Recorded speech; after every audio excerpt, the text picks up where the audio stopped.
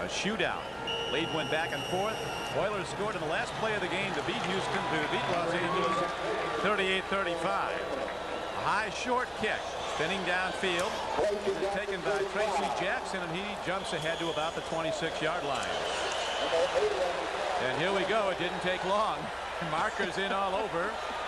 Zeph Lee, one of the combatants. Johnson, the other. Kenny Johnson, number 22, is the guy that Jerry Glanville relies on to get down there and get everybody fired up during these special teams. He's been in the league a long time, he's played with Jerry down in Atlanta, and Jerry brought him here just for that reason, because he is a very courageous player, and Jerry said that's what it takes to play special teams.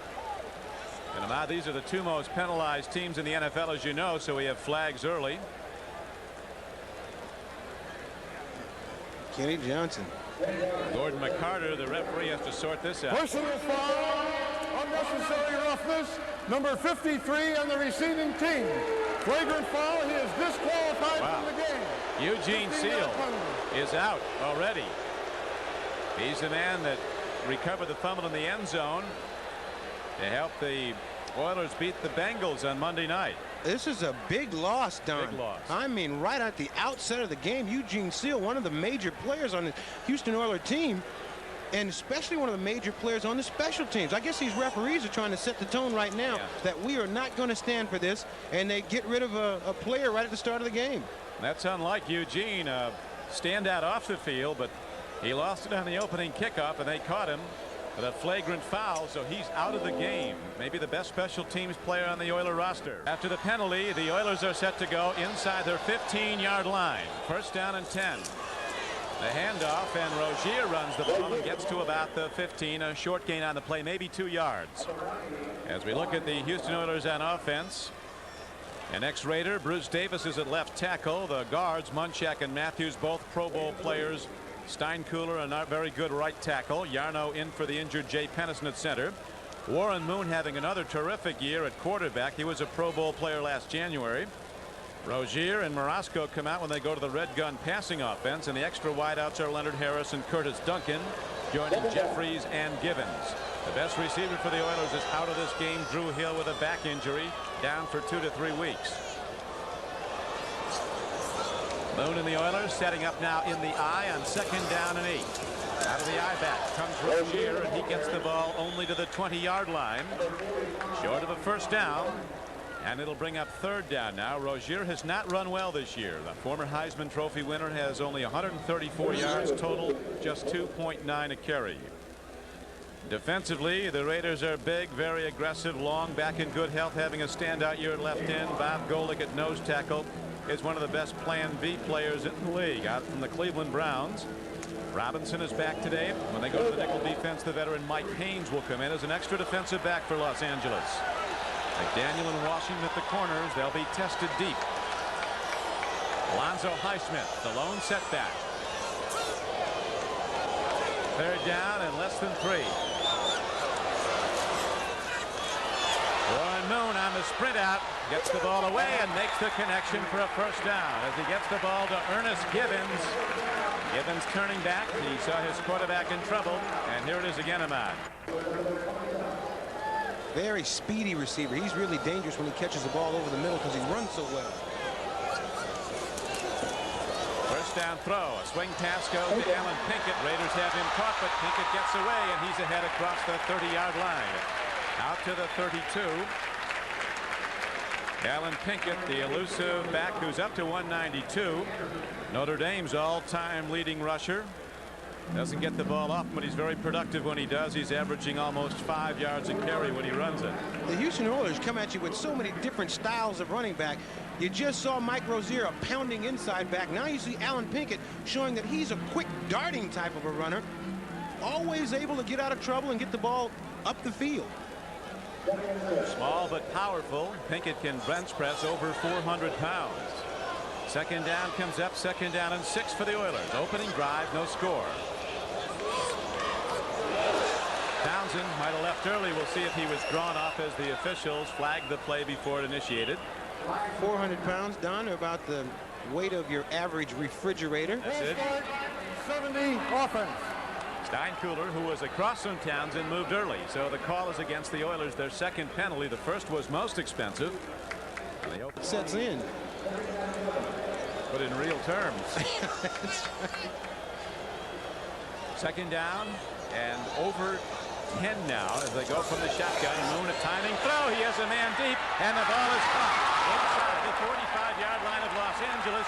Haywood Jeffries goes up and takes the ball away from Lionel Washington.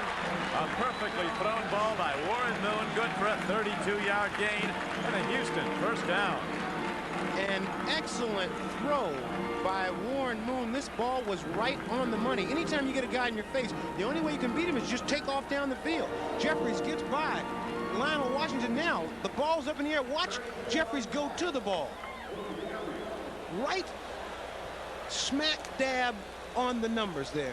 Another look. Warren Moon with a showing that he not only has a strong arm, but he has tremendous touch. He puts the ball right where the only person who can catch it is Jeffries. Great play by both those guys. Remember Monday night, Jeffries dropped the ball like that against Cincinnati. Here's a tip ball, but the Raiders can't get to it. They were going to the tight end, Bob Marasco. They don't throw to the tight end often here in Houston, nor do the Raiders. Maybe that comes up.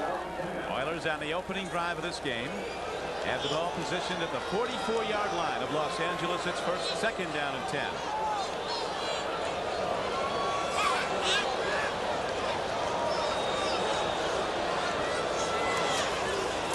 Big rush by the Raiders. Moon stands in. A penalty marker goes down as Moon heads for the sideline, and Mike Caines gets a shot at him before he goes out. Could be a holding call against the Houston Oilers. It looked like George Yarnell, number 66, was saying that he didn't hold. That usually means that the guy did hold, but let's wait and see. I may have mentioned the wrong fella too soon. Personal foul. Illegal head slap, number 75 defense. Penalty assessed 15 from the dead ball spot. First down. George Yarnell, I am so sorry. Higher from now on. Knockout punch. And downfield go the Oilers on the penalty. They have the ball close to the 25-yard line. Moon looking to throw again. Stands in, takes his time, and that time a tip ball off the hands of Jeffries. So he caught one and then dropped one. Mike Harden contending for the ball on the play for the Raiders. Warren Moon has such an easy release that you really can't tell how hard that ball is coming. But he put that ball right on top of Jeffries, and Jeffries did a good job of keeping it from getting intercepted as he knocked it up. Then he knocked it away from the defensive back. New England scoring 3 late touchdowns. Comes from behind to lead Buffalo. Like to welcome those who've been watching San Diego and Pittsburgh. Right now, the Oilers have the ball, second down and 10. No score opening drive. 10:47 to play in the first quarter. Moon with time, an open man, but he throws to the wrong side of Ernest Gibbons, and it's incomplete. Almost a 6-point hit. The Steelers rallying today. Started on the 13-yard line.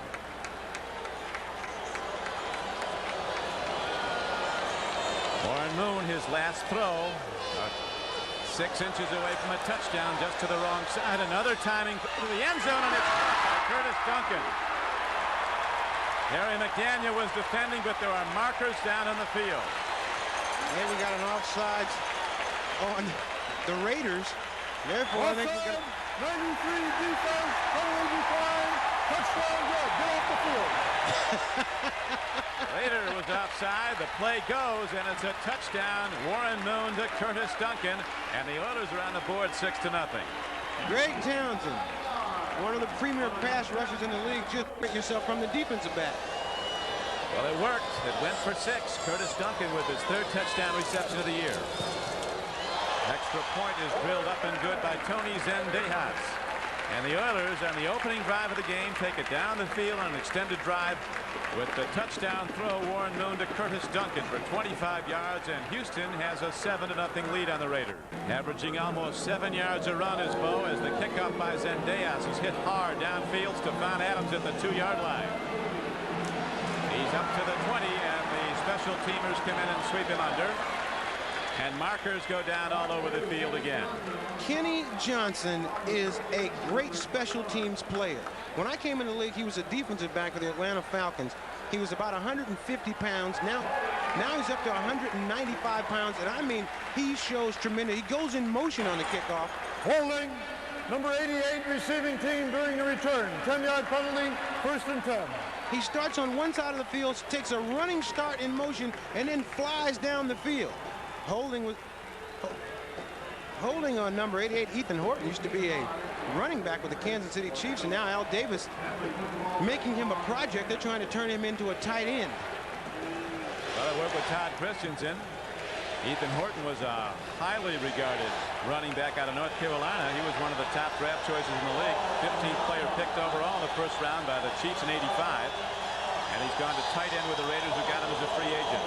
Burline back in at quarterback after missing 2 games with a strained knee. Jackson breaks it, and he's out across the 20 and out to the 22-yard line. First carry from scrimmage, and Bo Jackson's ahead for 13, almost 14 yards.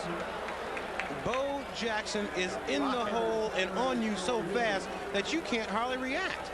I mean, he just explodes out of that back. He's got those small little choppy steps. Watch him take this handoff, and the next thing you know, he's in the secondary. He is full speed right now and just runs over Donaldson. Everybody trying to get a helmet on him before he gets to the ground. Jackson well over 100 yards in his last 3 games.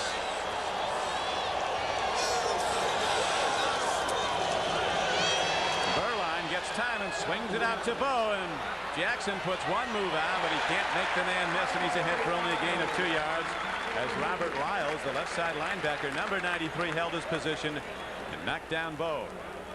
Bo Jackson is a phenomenon. It's just incredible, and I feel lucky to just get a chance to watch this guy who's a superstar in baseball, a super duper star in football, and you just want to watch every single thing he does. He's one of these guys at any time, he doesn't have to carry the ball to bring everybody to their feet. They're watching Bo at all times.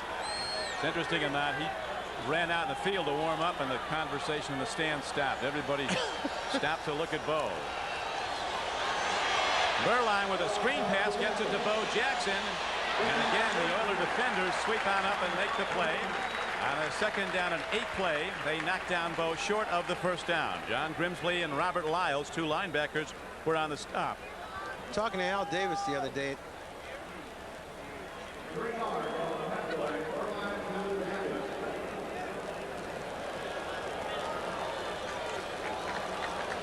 Miami rallied to beat Dallas today 17-14. We'd like to welcome those of you who've been watching that game. We're at the Astrodome in Houston, Texas, where the Oilers took in a 7-0 lead on a 25-yard touchdown throw on the opening drive. Warren Moon to Curtis Duncan. Now the Raiders have a 3rd down and 5 play coming up. Steve Burline looking to run, and he falls ahead well short of a first down. Still troubled by the strained knee. They don't want Burline running. That time he had to. Eric Fairs and Steve Brown hemmed him in, knocked him down. And there's also a penalty marker down in the Raider backfield. Holding call against Los Angeles. Number 60 on the offense, penalty declined, 4th down. this is something that they don't want Steve Burline to have to do. Burline looking to try to find a receiver open downfield, can't find anybody, and just takes off on a scramble. You got a bad knee like that. That is not a good idea to run that ball too many times. Jeff Gossett, punter for the Raiders. Kenny Johnson, the return man back for the Oilers. A well-hit ball by Gossett, who is a former Houston Oiler. And the ball is taken on a fair catch at the 26-yard line. So the Oilers are set to go on offense their 2nd time. Now to NFL. Thank you, Bob. Houston up 7-0. Warren Moon set to direct the Oiler offense. He's thrown the ball well, hit 4 of 7 throws in that opening drive for 67 yards. The last for 25 yards in the touchdown. Warren Moon swings it out. Catch is made as he gets the ball out close to the 35-yard line. Alan Pinkett out of the backfield. Eddie Anderson on the tackle. Warren Moon hit just as he released the ball. He missed the game with the Raiders last year with an injury. Greg Townsend put a little lick on him just to let him know he was around just as he let this ball go. An excellent job by Warren Moon finding an open receiver. But it's just as soon as he looked out there to that outlet and threw the ball, Townsend was on him. See, there he finds it. There's the hit. A little love tap. Let him know he's around. That's all. Second down and 3 comes up now for Houston. Lightning throw, and coming back to make the play on the ball is Ernest Givens. It looked like it might be intercepted the way it was floating in, and Givens, so very quick, darted back, made the play. It's a first down for Houston as he catches it again on Terry McDaniel. Shades of Fred. For the Raiders, Givens beat him to the ball. First down, Houston.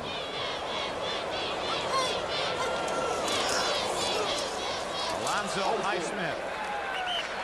The closest thing the Oilers have to Bo Jackson, a big, fast power back. That would like to carry the ball 20 times a game, but in this offense, he only gets it. New Orleans beats Atlanta today. Handoff to Mike Rozier on a 2nd down and 4 play. He's ahead for about 3 yards. Bob Golick, nose tackle for the Raiders, made the stop. The thing that this Houston Oilers offense does to keep the defense off from just... Alonzo Highsmith was the 3rd player picked in the 1st round. He came out. Lorenzo White, a #1 draft choice. And Pinkett. Over the top goes Mike Rozier on 3rd and less than a yard. He breaks the crust of the Raider defensive front and gets to the 41-yard line. And we got a little chicken fight going on here. You know, the amazing thing is no one has ever been hurt in those kind of fights. That's right. That's Howie Long says all you do is hurt your team by getting thrown out.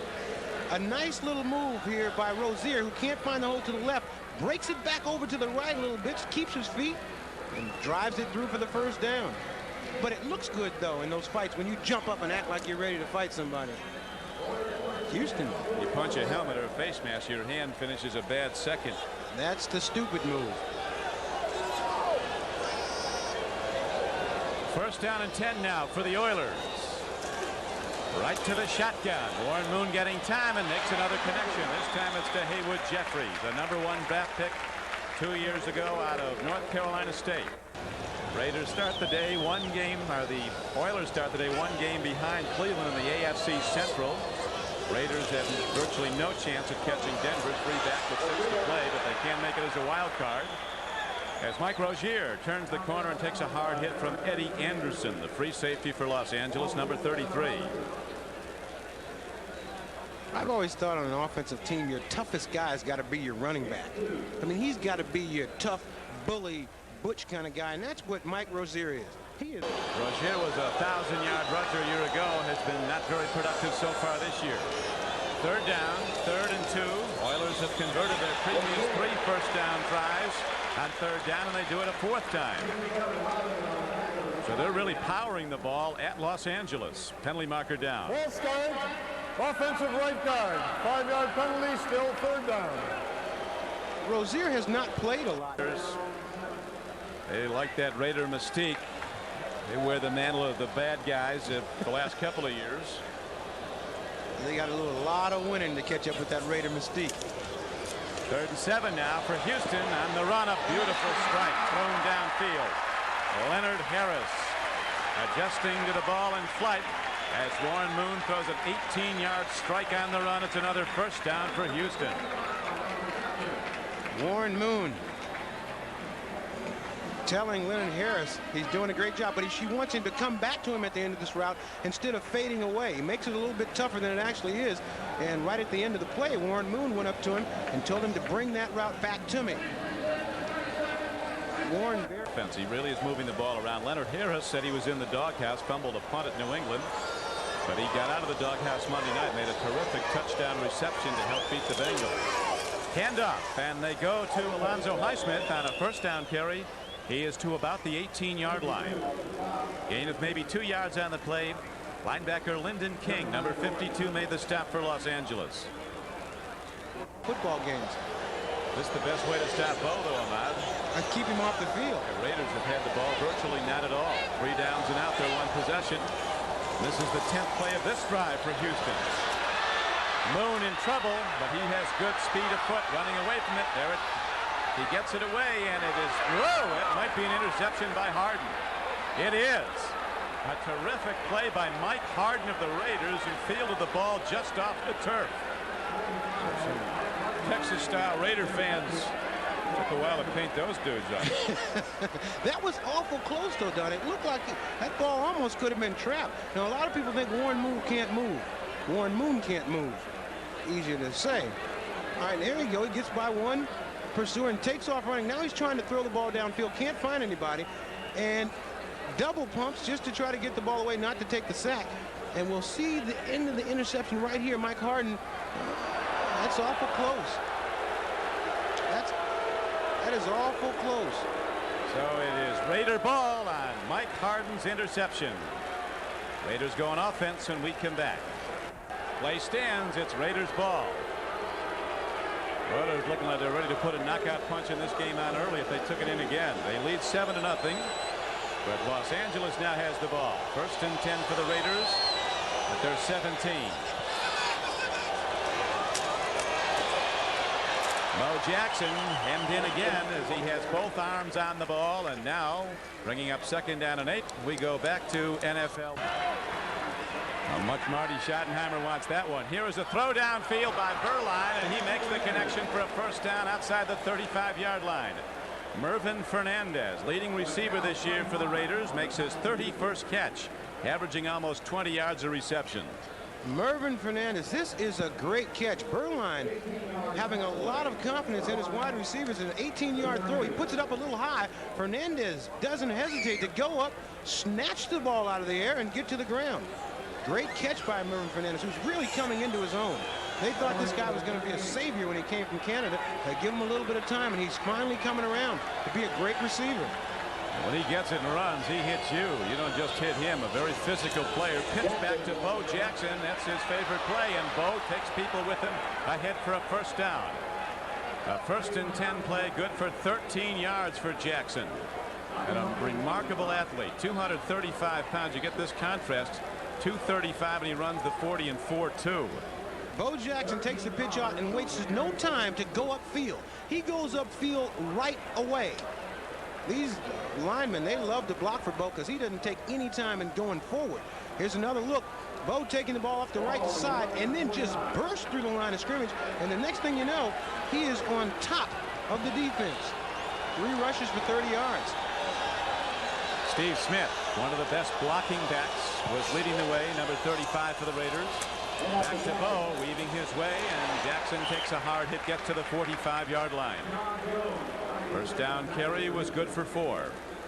Sean Jones and Eric Fairs were on the stop for the Houston Oilers.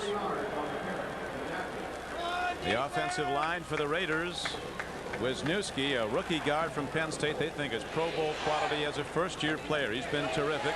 Mosbar missed some games with his back playing center. Berline at quarterback. Galt and Fernandez, the wideouts. Dial doesn't get much thrown to him.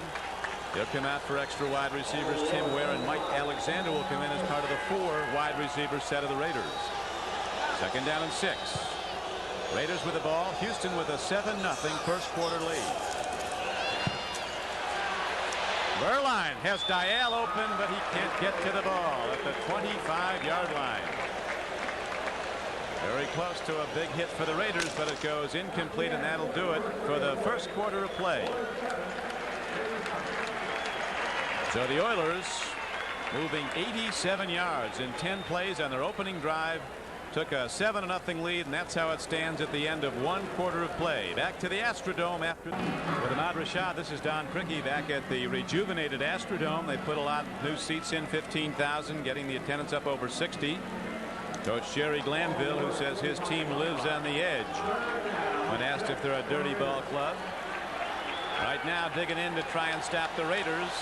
Big down for Los Angeles and Steve Berline. 3rd down and 6. Oilers lead the Raiders 7-0 as we open the 2nd quarter of play. Downfield throw, and it's stripped from Mike Alexander at the last possible second. Richard Johnson, number 23, knocked it away from Mike Alexander. Fred Biletnikoff told me that one of the guys, the sleepers, is Mike Alexander. And here he's just fading back a little bit. As he fades back, if he would have come back to the ball, he might have had a chance to catch it. But Richard Johnson, number 23, made an excellent play. Be a first down for the Raiders on this play as their punter was fouled. They went for the block, did the Houston Oilers. And the ex-Oiler Jeff Gossett, now punting for Los Angeles, was hit hard. There's no question, the official, the referee right there. The penalty does not make it a first down. It will still be fourth. That's right. It's not enough to make it a first down. Where their position, they had 4th down and 6, and that's a 5-yard penalty. Now, one of the reasons that they say that kickers are strange people, if we can see this again, Gossett jumped up and celebrated after he got knocked down. Very happy about the fact. Interesting, though, the Raiders are sending their offense out. They'll have about a yard to go. So I would take a outside shot at calling this one, AHMAD. A weak side toss to Bo Jackson with Steve Smith in front. That's well, Tom Walsh said, you know, we've gone back to the old Raider way. He's the offensive coach for the Raiders, and that is to get out and just get after people. We put our men on their men and see who's the best. Watch the up back 35 block here. He doesn't get it. Jackson's the eye back. 4th down, less than a yard. Bo blasts ahead. He might go more inside to the 30 to the 28-yard line. So the Raiders have been getting 10 yards a pop from Bo. Busted ahead on a 4th down try, and Bo is about 11 yards downfield for yet another first down. And seeing that this play worked, it was a great call. Bo Jackson just exploding through that Oiler defense and running over everybody in front of him. 5 carries for 48 yards. Watch Bo run through tackles, and all of a sudden right at the end he's got a chance to go again. Steve Brown is there. He runs over Steve Brown too. Bo averaging over 9.5 yards a carry in this game, and he's not popped the big one yet. Chances are he will. 1st and 10 for the Raiders. As 35, Smith goes in motion to lead the blocking. Jackson darts inside the 25-yard line. He's ahead for a gain of about 4. Inside linebacker Al Smith, number 54, made the stop for the Oilers.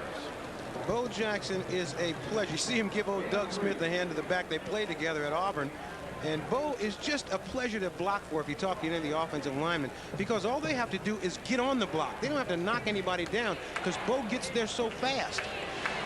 The worst thing you want to do as a defensive lineman is come off a block and catch Bo in the chest. Right, they say that you can't believe how quickly he hits the hole. There's just a slant. He's got it open.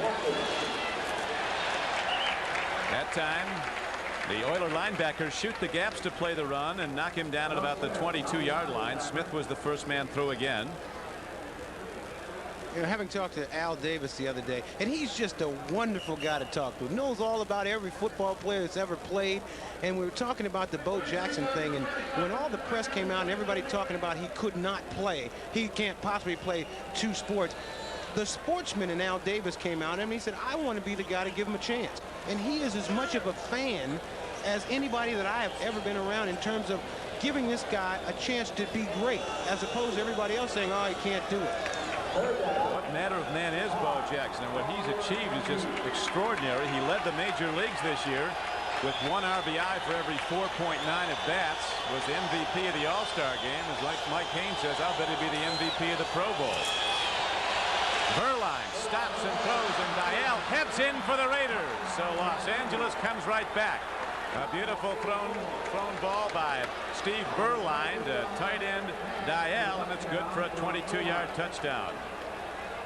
Players really like Berline. They figure he fires him up. He knows where to go. He's smart, makes the reads. This team responds a lot more to Berline than it has to Schrader in recent weeks. They certainly do. And this is an excellent throw by Berline. Backing up, looking for the tight end Dial the entire way. Dial wide open over the middle and makes the catch and makes a nice little run here to get inside the end zone. When you put too much pressure on trying to stop Bo Jackson, it creates big lanes in that defensive secondary. Whoops. Raiders put the excitement back in the extra point. They hit the upright, hook it into it. The kick by Jaeger. I think we're going to kick it again. The Oilers were offside. They'll get another shot at it. I bet he can't do that again. Hit that pole and it bounced right back to him. He caught it. Trick shot. But Schrader has had one sensational year at Washington when he threw for 4,100 yards and went to the Pro Bowl in '86. Offside. Defense. Retry. He might be better off him out with the pressure off him now. He'll come off the bench somewhere between now and the end and maybe get back into his top form. He's just been way off form in the recent games. It's a good situation if the quarterback is able to accept the fact that he's the backup quarterback, and anytime he gets a chance to play, he's got to be ready to go. Jim Plunkett did that better than anybody I can ever remember. A number of times he did it. Was on the bench, came back to start.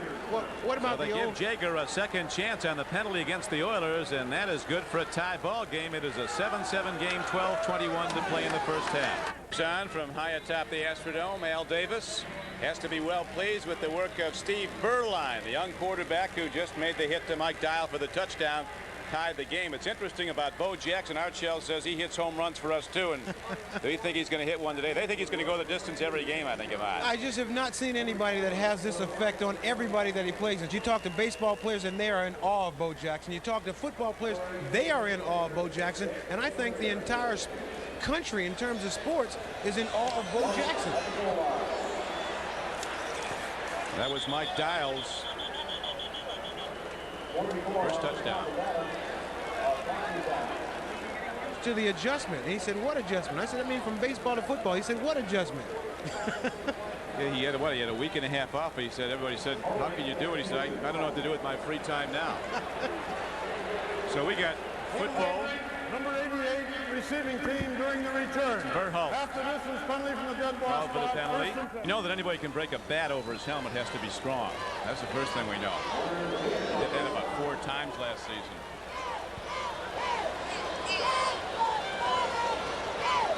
First down and 10 for the Oilers. All at their 5-yard line. They try to get some room. Alan Pinkett tries to get him out of jail, but he only got a yard. Now back to NFL Live in New York. There's 32-31. Back to Don and Ahmad. Thank you, Bob. Who's the lucky guy gets to sit next to Ditka on the flight back? Throw and a catch at the 12-yard line. On a 2nd down and 9 play, it's good for a gain of about 7 yards. As we again check the 10-minute with 3 late touchdowns, beat the Bills, and there you see it. Actually, Ditka doesn't have you have to drive home with him today. He was at home against Tampa Bay. He also lost to him at Tampa. Downfield throw to Ernest Gibbons. Warren Moon with the strike. On 3rd down and 3, it's good for a gain out to the 26-yard line. Warren Moon having an excellent game, making all the right decisions. The referees are now making a decision, and that is to bring this play back. They're great on 3rd down today, are the Oilers, Ahmad. 77 offense, half the distance penalty, still 3rd down. They are 100% they call it holding. So the play's negated, and now it's 3rd down and 9 as Moon against a rush throws in the end zone and makes the connection to Alonzo Highsmith, and he's ahead for a Houston first down. Powerful Alonzo Highsmith, 6'1", 235 pounds. His dad's a football coach here in Houston at Texas Southern. Highsmith, known for his blocking ability, shows that he has an all-around game. He's a great runner. Here showing he can receive the ball too. And gets it up the field. Doesn't waste any time trying to go left and right. He just takes it right on.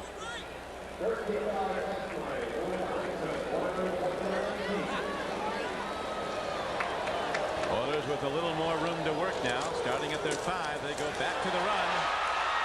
Rozier at 5'10", 200 pounds takes on Raiders and butts them back. Eddie Anderson finally knocked him down, but Mike Rozier's ahead for a gain to the 35-yard line. He goes out and he's extra motivated to try to show that, hey, I can play too. Interesting about that was Rozier's longest run of the season, 16 yards. First and 10 from the 36. Game is tied 7-7. Swing pass goes, and Tracy Johnson, a big back, 6 feet, 232 pounds, swings ahead for a gain out to about the 44-yard line. Gain of 8 on the play. And Warren Moon just 49ers. Rozier runs again, and on a 2nd down and 2 play, He breaks it ahead for a gain of 9 yards and an Oiler first down. So the Oilers really getting off the ball on offense with Yarno at center, Munchak and Matthews their Pro Bowl guards, Steinkuhler and Davis the tackles. Bob Golick shaken up. And Golick is a player that came over here to the Raiders from Cleveland. I think he's already shaking his head saying, yeah, I'm fine. But he is a guy. The gear down for the moment. We're back and set to go now. It is first down and 10 at the 47-yard line for the Oilers. Game tied, as you see, 7-7. Don CRIQUI with AHMAD RASHAD as Warren Moon eludes the rush. And away from Davis and then grounds the ball.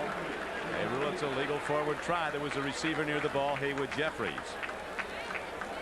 What a contrast in this Houston Oilers football team. They are wild and crazy and like to hit everything moving, but their quarterback is a very analytical, intelligent, I mean, just a great, soft-spoken guy.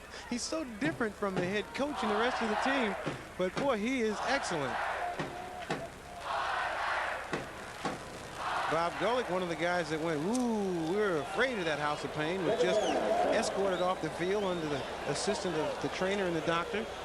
But I think he's okay. Put some of that knockout sauce on him. Put that knockout sauce on him, wake him right up. He'll be back. Second down and 10 comes up now for Warren Moon and the Oilers. What a throw. Timing pattern to Curtis Duncan, who took the cornerback deep and then turned out. And Warren Moon, who throws about the tightest spiral in the league, just rocketed one right on his numbers. Throws the prettiest ball in the league. Now, when you talk about a quarterback throwing the ball and guys say he threw it on a rope, watch Curtis Duncan make this out move and watch the way that ball gets to him. That's what they mean by throwing the ball on a rope. That's about a 35-yard throw straight across the field, and Warren Moon threw it like he was playing catch in the backyard with his son. Just effortless.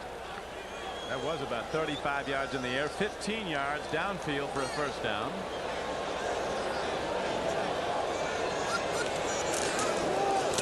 Oilers averaging 7 yards in offensive play. That average going up on the last two as they get 13 yards and another first down. I tell you, they're busting open the Raider defensive front.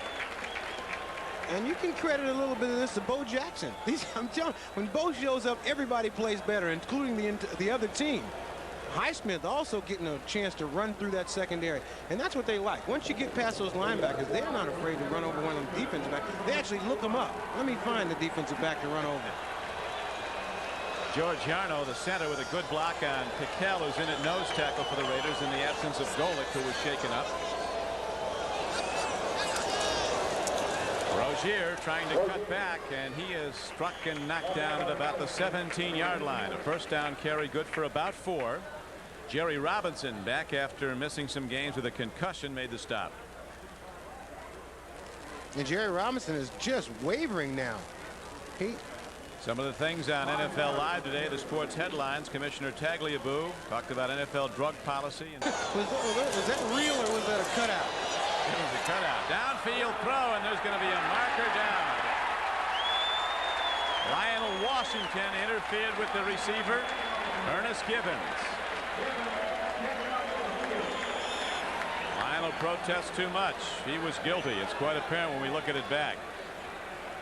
Pass interference. Number 48 defense. Ball put in the end zone. First and goal, 1-yard line. And Ernest Gibbons is limping around on that left ankle. He really is. Here's another look at that play. Gibbons just with a speed move gets by Lionel Washington. Washington now, you can't touch him after 5 yards. He's got his left arm on him right there. Runs up the back of his heel. And the referee is right in front, pulls the flag, throws it. If you're going to do something sneaky, you got to do it on the referee.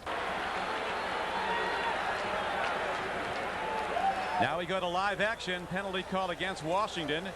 And the Oilers go first and goal. They're not going to get there, though. They lost about a yard as Rozier tried to pound it in.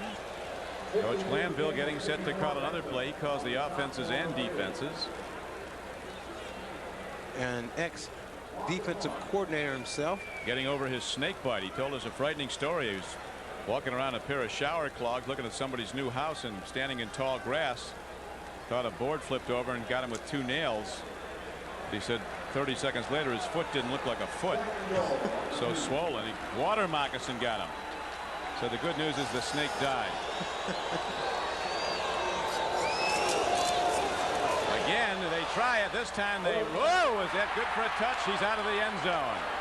Play fake to Rozier by Warren Moon. Then he lofts it down at the end, the back of the end zone, trying to get the ball to Chris Verhulst. And they did not fool the Raiders on that one.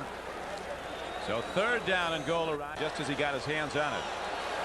So now in this tie game, 7-7, 5:13 to play in the first half. Oilers go third and goal. Not going to do it. Mike Rozier is stopped again. As again the Raiders shoot those quick inside backers. Thomas Benson, 54, jumping into a gap, making a hit. Eddie Anderson coming up to play the run. And the Oilers have to go for the field goal now. They send out their kicker. The Raiders like this. Now this is just in a situation down in. Win if they goal them a field goal. Right down inside the 5-yard line. It's like your guys against our guys. Let's just see who's the best. And anytime that you get some sort of a mismatch like that, the Raiders feel like they have the plus. And they showed they did have the plus. They kept them out of the end zone. Now they've got to try to settle for 3 points. Psychologically, it doesn't hurt so bad. Almost like an extra point as Zendejas powers the field goal attempt up and good. So for a second time in the game, the Oilers take the lead. They're now in front 10-7 with 4:21 to play in the first half. Oilers kick it off when we come back. In a game against the Redskins on October 29th, a serious concussion. Said him out, he realized how serious it was when he really realized where he was. He missed Halloween. He wondered where Halloween went. He's hurt in the 29th. He didn't come around until about November 1. Well, he just took a major blow a minute ago and appeared to be knocked out, but he would not leave the game. He is a tough player and one of the heart and soul players of this Raider defense. Runs and tackles, forces fumbles. Robinson from UCLA, where he was a first-team All-American, later a #1 draft choice of the Eagles. Drop ball picked up. Sometimes these go, and this one does out to the 30-yard line. Tim Ware, a wide receiver from Southern California, starts with the Oiler, just like they like it. Thanksgiving Day, join NFL. Raiders are down to, there's one of the best players in the NFL. Defensive end, Ray Childress, Pro Bowl player last January. He leads the Raiders, or the Oilers, with 7 sacks. Raiders trailing Houston 10-7. 4:11 to play in the first half.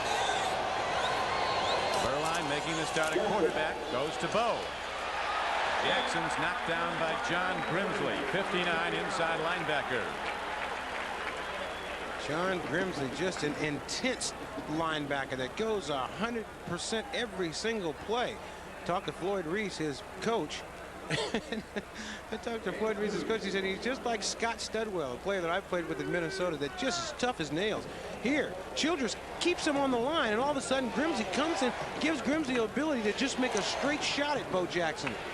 So it's nice to be able to play behind a guy like Ray Childress, because the offensive player never gets any depth and lets you roam behind the line of scrimmage freely. It's the first time Bo has played against the Oilers. He's run 8 times for 54 yards. Here's his 9th. The play he loves, but the Oilers shut it down. Johnny Meads, number 91, reading it all the way, gets Bo in the backfield for a loss. So a 2nd and 8 play now becomes 3rd down and about 13. They beating the Bears for a 2nd time this season. Possible upset in Candlestick, although a long way to go. Packers up on the 49ers by 7. Berline with penalty markers down, fires down the run to Mervin Fernandez, who makes the play at the 36-yard line and dives down to the 33.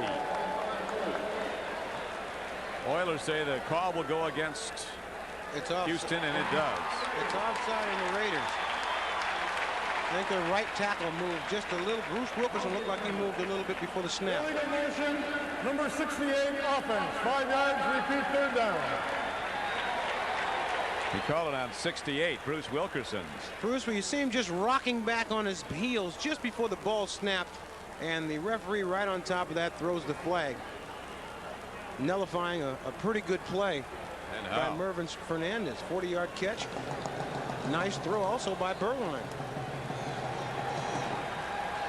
Berline has thrown for 6 touchdowns this year. The last to Mike Dial, 22 yards to tie the game. It's now 10-7 Oilers. He's only been intercepted 3 times. Third-year player from Notre Dame. Berline with the deep drop. Gets time and throws downfield. It's incomplete. At the 42-yard line of Los Angeles, Mike Alexander was going for the ball. Steve Brown was defending. So the Raiders have to punt when we come back. At halftime, we'll go to Bob Costas and O.J. Simpson in New York, NFL Live. We have 1:58 to play in the first half. Here at the Astrodome, Don CRIQUI with AHMAD RASHAD. It is 10-7, the Oilers over the Raiders. Berline back in at quarterback. He has to go off the field now as they have 4th down coming up to the Raiders. 4th down and 17. And their punter, the ex-Oiler, Jeff Gossett, is back on the field. The Raiders could be in some trouble here the way that the Oilers have been playing. Warren Moon has been picking them apart. Very sharp. 2 minutes left to go. That's a lot of time. Kenny Johnson is back deep for the Oilers. Gossett hits a beauty, a long towering spiral. Their catch made by Johnson at the 25-yard line. 52-yard punt by number 6, Jeff Gossett. Next Sunday, join NBC. Starting a quarterback controversy in Buffalo, Don? We've had a few of the Raiders. Here's a bad snap to Warren Moon, and he does very well to fall on the loose ball. Speaking about those Buffalo Bills, it seemed to me that when Kelly went down, they rallied around Frank Reich. They really did. Warren Moon, number 1, played collegiately at the University of Washington. Was the most valuable player in the Rose Bowl. Was not drafted by any NFL team. Went to Canada. Quarterback 5 straight CFL championship teams. Was MVP in that league. Now he's knocking down a cool $2 million a year as one of the best in the NFL. Here's a perfect strike. But a hard hit separates the receiver Curtis Duncan from the ball. And a penalty marker is also down at the line of scrimmage.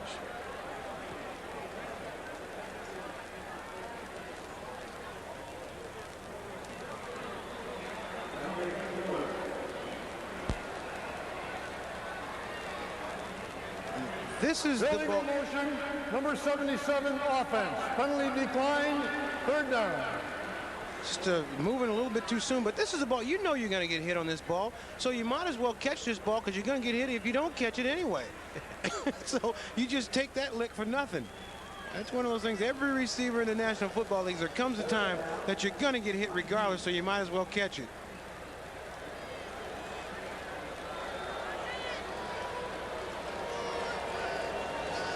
Snap to Warren Moon.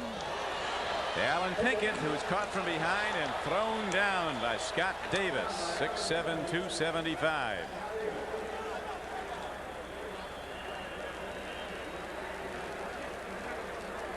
A rather interesting development at Cleveland. They played a full period of overtime football, full 15 minutes.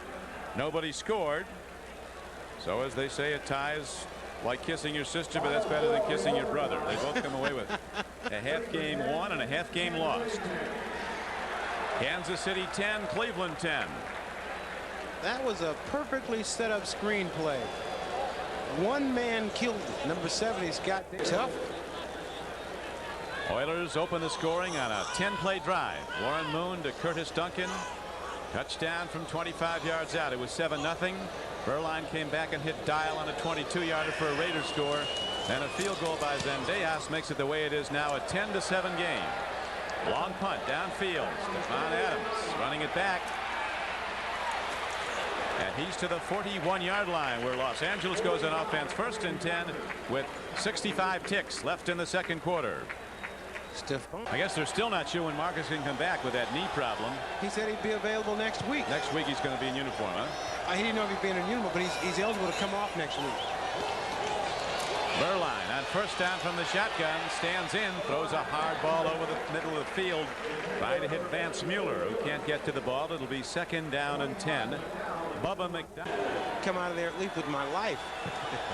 Jeff Donaldson was waiting for him. That's got to be your first objective. Live through it. Berline, 2nd and 10.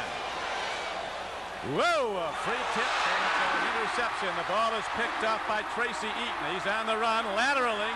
They go to the option play, and from behind, a hard stick is put on Donaldson, the free safety who ran it back on the pitch. But with 41 seconds to play in the half, a tip ball is an Oiler interception, and now the Oilers have 41 seconds to work with. To see those Colorado Buffaloes do that against Nebraska, that open field pitch. Warren Moon rolling out on first down. He throws a strike to Curtis Duncan, and he darts out of bounds just short of a first down, stopping the clock. Well, the clock never started on the play. Nice to have a hometown score timekeeper. It's still at 41 seconds. The tough thing, Don, on interceptions is that offensive players don't do any tackling. They haven't played. There was a major mistake there. They never ran any time off the clock on that play. It had to take at least 6 seconds. Still 41 seconds left. Handoff up the middle. And look at Alonzo Highsmith. Bust it down to the 15-yard line. Now the Oilers call a timeout, and the clock is stopped at 34 seconds. They never ran any time off on that first pass play. Break for the Oilers. Concussion. His condition will be reevaluated at halftime. Ernest Givens, now we're told, has a slight ankle sprain. Slight, the most overused word in football. Warren Moon takes a look, goes to the end zone, and an interference call goes on the defender, and the one official coming from way off the plate threw a flag. Another right on top of it never threw a flag. Ruled it was incidental contact. Now a holding call is signaled against the Raiders. Holding, number 22, defense. They're not in the end zone. Not yet. They still have 30 seconds left on the clock. First down and 10 from the 10. Moon throws it in. He's got an open man. Touchdown. Leonard Harris with the reception.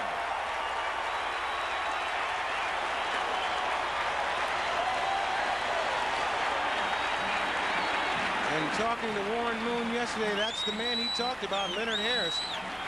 Now Moon with 15 completions, 22 throws, 2 for touchdowns. Harris with the touchdown reception. He's caught 2 for 29, so the Oilers capitalize on the tip ball that was intercepted. And with 25 seconds left in the half, they've taken it. High spinning kick down to the 1-yard line. Here comes Stephon Adams, busting it straight up the middle, and he gets the ball to the 24-yard line. 20 ticks left now for the Raiders. We'll be hoping that guy on the clock offense. Looks like they might just collect their winnings. They're just going to take it, run it out. Rather than throw the deep ball, the Raiders elect to run out the clock, and so the Oilers take a 10-point lead. Coach Glanville has to be well pleased with that. A 10-point halftime advantage, 17-7 his Oilers lead. They led it 7-0. It was tied 7-7. The Oilers went up 10-7, and then with the second touchdown pass by Warren. He can turn a big play any moment. So with him not having any catches so far, still he is effective on the football field. There are not many players in the league that are like that. But if you look at his average per catch, 25.8. Anytime he touches the ball at any point in the game, he can turn this whole thing around. They're going to be going to him maybe right away, as it'll be the Raiders receiving to start the third quarter. There is Zendejas, who hit the field goal. 3 of the 17 Oiler first half points. Of course, he kicked the field goal, a 28-yarder Monday night against the Bengals with time running out to give the Houston Oilers that 2-point win over Cincinnati. Zendejas hits a spinner downfield. It'll carry down to the 5-yard line. Running it back from there is Tim Ware, who breaks it for the moment. And do the Oilers have it? It looks like they might. Ware coughed it up, and the Oilers have the ball. Number 22, Kenny Johnson, is a big play player. He makes things happen. He's an old man. He's been around a long time, but the ball is coughed up, and who is right? Johnny on the spot, Kenny on the spot, Ken Johnson. He runs a 5.140, and Jerry Glanville says he's got other guys on that special team that run 4.5s. Conduct, number 67. Len Montgomery knocked it loose. 15 yards from here, first down. Now here comes the penalty. He's out of bounds. The play's over. Kenny Johnson tries to walk back on the field, and somebody pops him. An ill-advised move that gives the Oilers almost point-blank range for points to start the third quarter. They're in field goal range already. The ball at the 19-yard line. There's Tim Brown in the brown jacket. He's out for the season with a knee injury. The ball just pops up, and Kenny Johnson right on top of it. Very heady ball player. So it's 1st and 10 for Houston as they go to the run on a counter. Rozier, holding the ball in one hand, takes it down to the 13-yard line. A first down carry on the play. Good for a gain of about 7 yards. Don, I tell you, Mike Rozier, I'm telling you, when you have Bo Jackson coming here, Mike Rozier is saying, listen, I won the Heisman Trophy also. So this is a showdown between me and Bo Jackson. There you see Mike Rozier. He's got very strong hands, able to hold that ball in one hand, and Rozier outrushed Bo Jackson in the first half. Rozier had 10 carries for 47 yards. Bo Jackson 9 for 50. He now has 11 for 53. This is his best outing of the season, Ahmad. Mike Rozier. 2nd and 4. Back to the run, and again they go to that counter play. This time it's power back Alonzo Highsmith, taking it inside the 10-yard line down to the 8. It makes it first down and goal for Houston. Anytime you run a cutback play, you got to have backside blocking. Number 78, Don Maggs of Houston, clears the ball, clears it back on the backside, and enables Highsmith to break that ball back and get a clear running start at one of those linebackers. Because of injuries, George Yarno was dinged in the first half. Bruce Matthews, a Pro Bowl guard, has moved to center.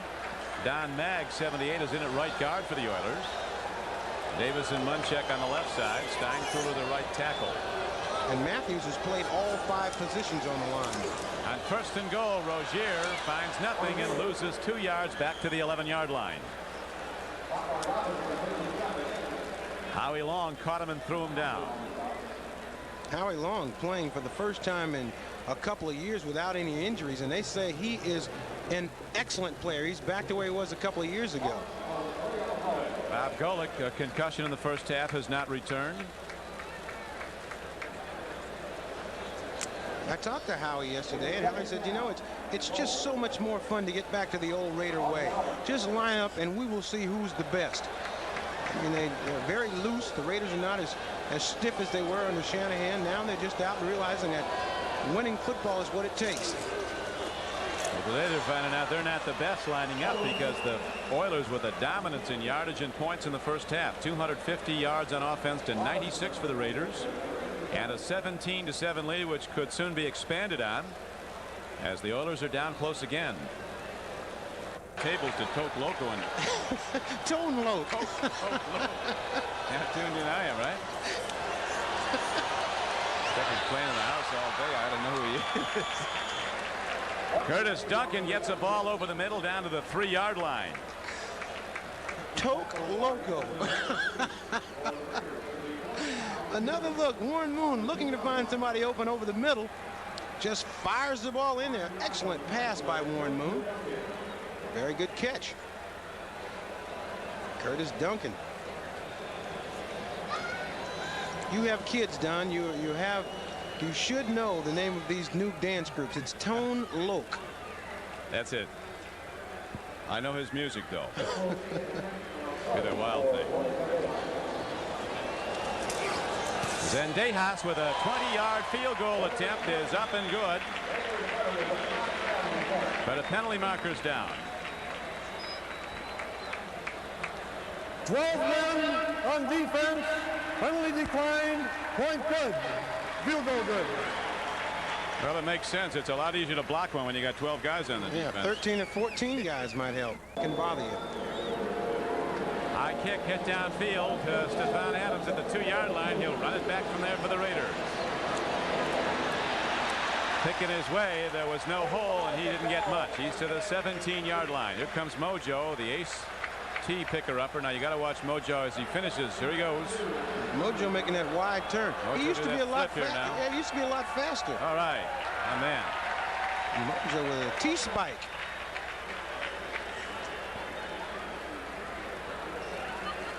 They have this crazy George in the stands beating his drum for it. Didn't he used to be up with the Raiders in Oakland? He was also at Minnesota. I mean, have money, crazy George will show up. You could have him at a birthday party. You got the right amount of cash.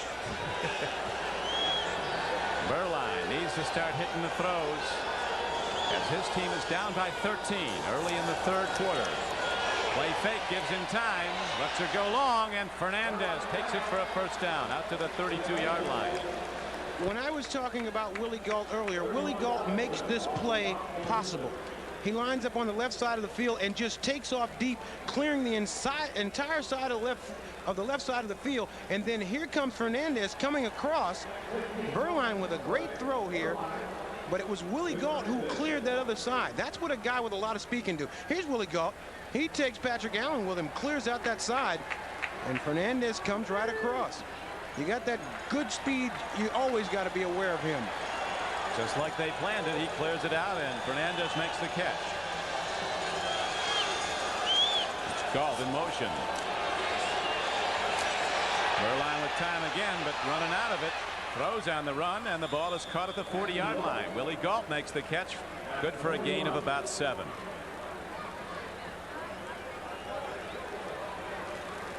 Giants extend their lead over Seattle to 12-0 in the third quarter.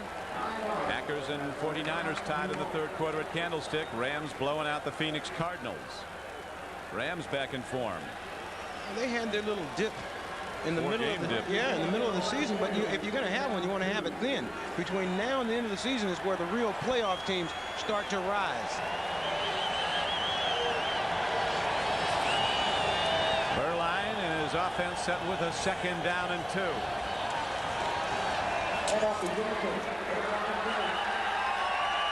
Ball came loose, but they, I believe, ruled that Bo was down just short of a first down. Bo Jackson running so low and powerful in there. You got to get on him in a hurry. You let him get started. He's out the other end in a hurry. Just a power play up front. Just a matchup play. Give the ball to Bo Jackson. Let him just power in the middle. Ooh. The ball comes out a little bit, but Bo's right on top of it. Bounces down by his leg. 3rd down and less than a yard as they go down the Houston wave here at the Astrodome. Remember in the first half on 4th and less than a yard, they lined up in the I with Bo the deep back, Smith the blocking back. Bo took it ahead for 11 yards in a first down. This is 3rd and less than 1. Play fake. Berline can't make the connection as he tries to swing it out to Strahan, number 39. Now you see Berline's leadership. I think he was looking for a deep pattern that was never run. It was a great call. You just have to make the plays. Nobody ran a deep pattern. But those are the things that keep the offense going. You've got to make that play. And Berline, very well aware of that.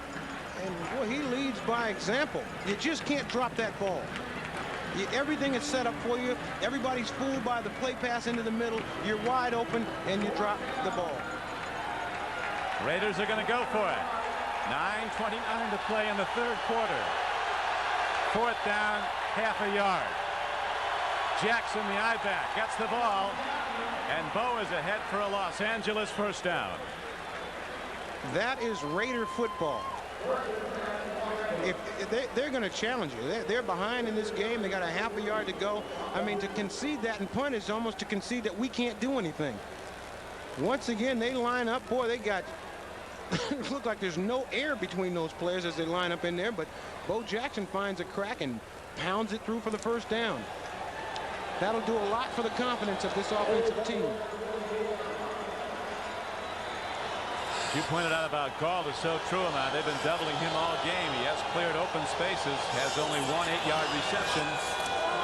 Berline stands in. The play is whistled dead. They had Bo Jackson lined up. We got a little bit of chicken. Well, you know, you don't fight with somebody's got their helmet off there.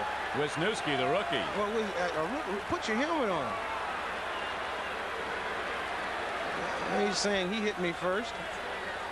The referee telling him to keep your helmet on.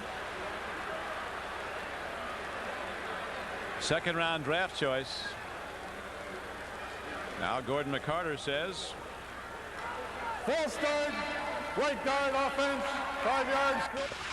But he just tackled Ray Childress at the end of that play, and I think that's what started it. Childress, just an aggressive player that comes 100 miles, and he's not even bothered by this. It's like, relax, son. Gives the Raiders a lot of yardage needed, though. First down and 15. They trail to the Raiders 20-7, third quarter. Swing pass, a little low for Bo. Poorly thrown ball by Berline. That wasn't Jackson's fault. Tough ball to catch when you're fading away like that, and Berline taking the responsibility. He looks over at Bo and goes, my fault. But when you swing out like this, the way Bo is, he's swinging out and running away, and Berline throws the ball a little bit low and behind, and that is a tough ball to catch. You want to try to keep your eyes downfield and look at the defense and then just reach back and make the catch, but when it's low like that, very hard to make that catch. If anybody has a chance to, it's Bo Jackson. Now Bo comes out to the left. They have him split out as a wide receiver. I look for Bo to go deep here, just a straight fly pattern. Second and 15, a deep drop by Berline. In trouble, he's going to have to unload on the run. He does, and he has a man open. Dial, the tight end, but he caught it out of bounds. Mike Dial, the tight end, who caught the 22-yard touchdown pass to open the Raiders scoring, their only score so far. Caught the ball, but didn't have both feet in. Berline looking downfield, trying to find. He's looking at Dial the entire time. Now Dial gets hung up a little bit. Now he starts to run to the sideline. The ball thrown just a little bit wide, and Dial unable to make the catch with his feet in bounds, and it's signaled no good by the coach there with the headsets on for the Houston Oilers. That's Floyd Reese doing a little refereeing work. Dial, the first-year tight end, played at Texas A&I. He's from Kerrville, Texas, the Raider tight end. Third and 15 for the Raiders. Fernandez can't hold on at the 43. It might have been tipped a bit by Patrick Allen, number 29. Ball was right there, but Fernandez couldn't come down with it. Patrick Allen made a good play. Right at the end, you see Mervin Fernandez, 86, and Patrick Allen, 29. Watch him go up and just get in the way before the ball gets to Mervin Fernandez. And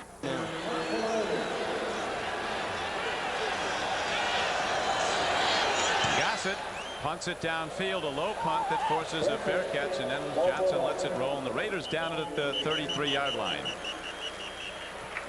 So with 8 minutes and 9 seconds left to play in the third quarter, the Houston Oilers with a 20-7 lead take over the ball. At the Astrodome in Houston, Bo Jackson with 11 carries, 53 yards. At 48 in his first 5 rushes. In his last 6, they've held him to just 5 yards. Howie Long, number 75, ready to dig in on defense now. The only Raider who was with the team when they played in Oakland. He was with them in '81. 9th year out of Villanova. Oilers in the lead, 20-7, and they go to the run, and there's not much there. The first down carry. Scott Davis throws back Alonzo Highsmith, 32. Now, I told you that Willie Gault does not have to catch passes in order to be effective. Willie Gault here cleans this area out. Vance Mueller cleans it out. Then all of a sudden, Mervin Fernandez will come in this area here where they've cleaned it out. When you got that tremendous speed like Willie Gault, watch him clear all these people out. He's gone deep. Here comes Fernandez across the middle, but Patrick Allen makes a pretty nice play just to get in the way and deflect that ball or take away some concentration from Fernandez, and he misses it. Penalty markers on the field after the last play. A no yardage carry by Alonzo Highsmith. Howie Long, I talked about him being back at full speed. That last time he had a bull rush and just ran his man right back into the play. Howie Long, when he is healthy, there are very few that are better than him. 5 straight years Howie Long went to the Pro Bowl. Personal foul, unnecessary roughness, number 52 in the defense. After the play, 15 yards from the dead ball spot, first down. Lyndon King called for the foul. Raiders are self-destructing with some very inopportune personal fouls. Never an opportune one. And Art Shell, a little bit disappointed there on the side, but he is such a calm man. I mean, when they tried to go back to the old Raiders, they brought in the right person. He's a guy that everybody respects. He's in the Hall of Fame. He's one of the greatest players to ever play. And London King getting a penalty for kicking. Put that Rydell on him. Yes, he did. The hitting surface. Handoff, and sliding up the middle is Rozier. Doesn't get a whole lot. On a first down carry, he does cross midfield and get to the Raider 48-yard line. Jerry Robinson knocked him down. Bo Jackson in a mellow mood. They have quieted Bo down a little bit this second half, but he's another one of those players that could explode at any moment. You just can't ever relax anytime that he's on the field. Bo wearing that earring as he plays, keeps the jewelry on. He can afford that. 240 million people in America, in a sports crazy nation. He's probably the most famous athlete now. And should be. Second down and a long 6 comes up, almost 7 for the Oilers. A long ball, running, flying downfield is Alan Pinkett. He can't get to the ball. Good coverage by the linebacker. Thomas Benson, who was a Plan B free agent, was with New England last year. A very fast linebacker, as evidence there. That's what they like to do. They like to get one of their speedy running backs man to man on one of those linebackers and just see how fast he can run. Rams are rolling over Phoenix right now, 27-0 in the third quarter. Giants looking to go to 9-2. Niners looking to go to 10-1. Homer on the road. They're the most consistent team in the league. Good teams they play well against, bad teams they play well against. Rozier runs into one of his own guys and then fights ahead on a third down carry, 3rd down and 7. He doesn't get there. He's to the 45-yard line, and the Oilers will send out their punter. Thomas Benson on the tackle. Once again, Howie Long causing that play. He is just power rushing. If you watch Howie Long, number 75, you'll see him coming to the picture. Rozier takes the ball. Howie Long just runs his man right back into Rozier, and Rozier does a fine job of just getting back up near the line of scrimmage.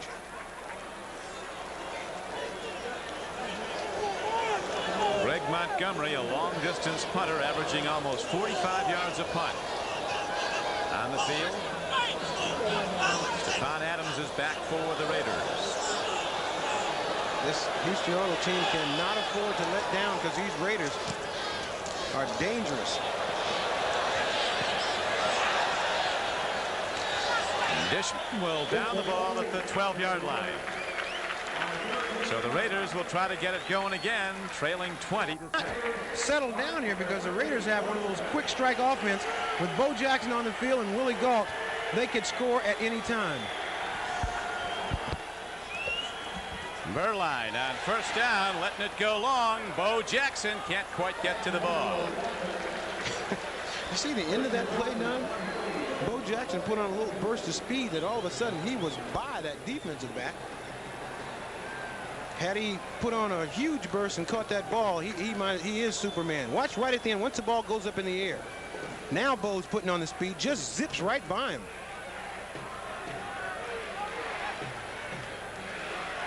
Trying to get Bo to get the big play. They've run the 33 pitch, the weak side toss to Bo 33 times in the last 3 games, but it hasn't been working much today.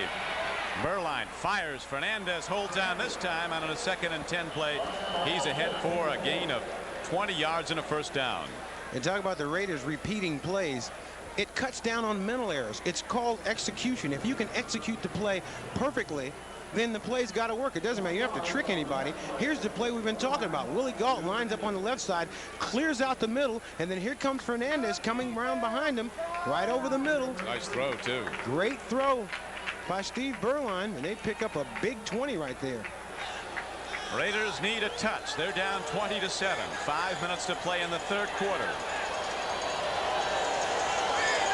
Last year was a shootout, back and forth, went the lead, 38-35. The Oilers run it in the last play of the game, and there's the first sack of the game. William Fuller with 5.5 sacks now. this season for Houston, and he gets Steve Berline. That'll bring up second down and about 15. Steve Berline is looking to unload the bomb to Willie Gault, but Fuller has other ideas. NBC statistician Elliot Kalb just handed me a note that the Berline wall just was broken down. Would you accept that, Ahmad? Well, I'm going to pretend like I didn't hear that one. That's Elliot. That's his. This is the same guy last year when Warren Moon got sacked. He had a total eclipse of the moon when he did. That Elliot.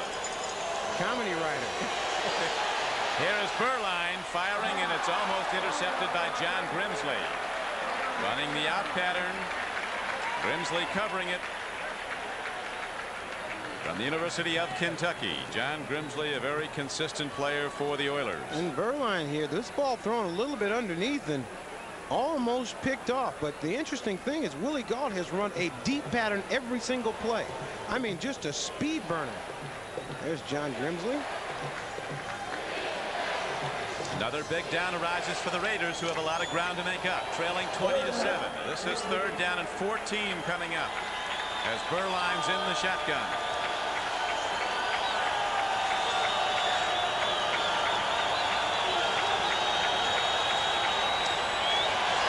Four-man rush. He stands in and makes the throw. It's incomplete at the 46-yard line. Almost caught by Vance Mueller. Came in a bit low, and the Raiders have to punt the ball. In any drive, any offensive drive, there has to be some great plays made. You have to do something extra. And Berline is... Or you have Gossett come in and kick the ball. Gossett comes in to kick the ball, and very well. Driving Judson, the return man back. He signals and makes a fair catch at his 21-yard line. A 51-yard punt by Gossett. But the Oilers have the ball and the lead when we come. Seconds to play in the third quarter. Oilers 20, Raiders 7. Rozier tries to run, doesn't get much, and a first down carry and a penalty marker's down. George Anderson, the trainer there for the LA Raiders, trying to keep Bo Jackson loose. Bo can do everything. Take his leg and put it all up behind his back. I know George knows what he's doing. He's one of the best. Holding, those are very valuable number legs. 74 offense. 10 yards, repeat first down. Very valuable legs he was moving around there. George, he's another wonderful guy. Yeah, been around the league a long time, and he's another guy that part of this job that I like is getting a chance to visit with these kind of people every single week, because George is just a treasure. Well, he of course is the designer and has the patent on the famous Anderson knee brace. Working Bo over pretty good there. I think Bo might be ready to do something big about it. He's going to have to get him back in this game. First down and 20. Howie Long putting the heat on quarterback Warren Moon, who got rid of it in his end zone. Howie Long and Scott Davis putting that pressure on one. Good play for him to get rid of that ball. The skirmishes have settled down. One guy you don't want to get in a fight with is Long. He was a college boxing champion.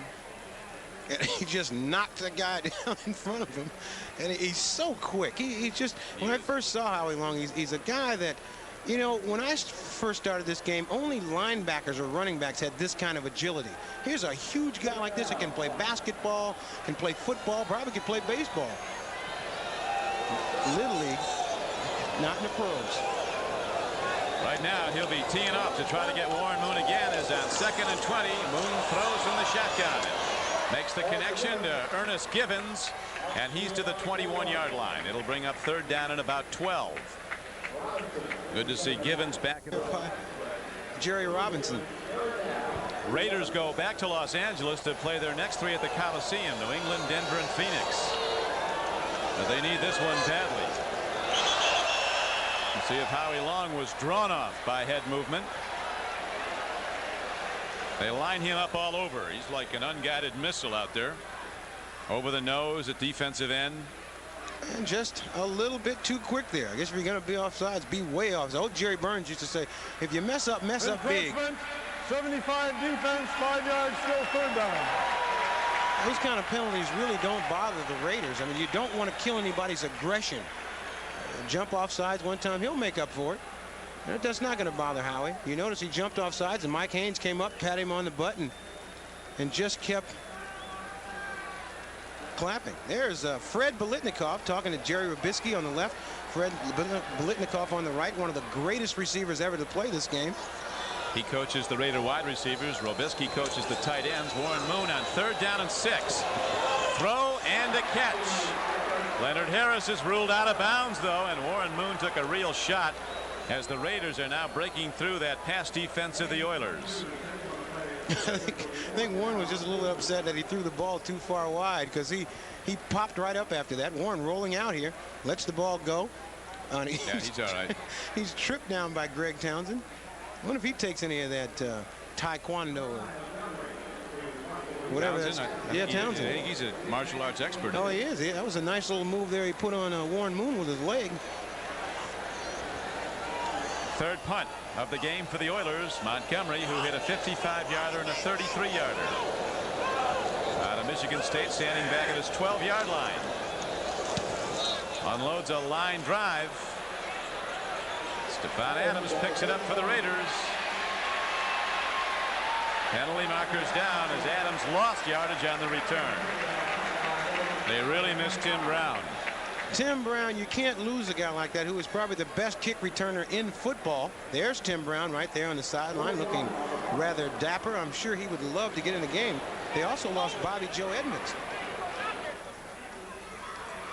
Illegal block in the back, number 92 receiving team during the return. 10-yard penalty, 1st and 10. Emmanuel King.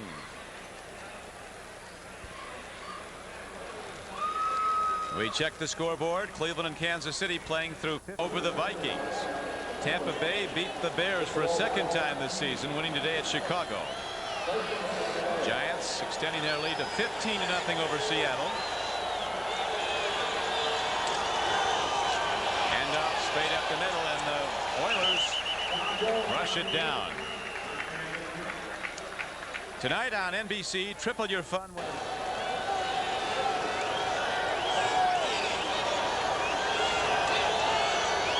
2nd and 7 for Berline and the Raiders. They're down 20-7. Long ball. Fernandez is there, and he makes the catch at the 39-yard line.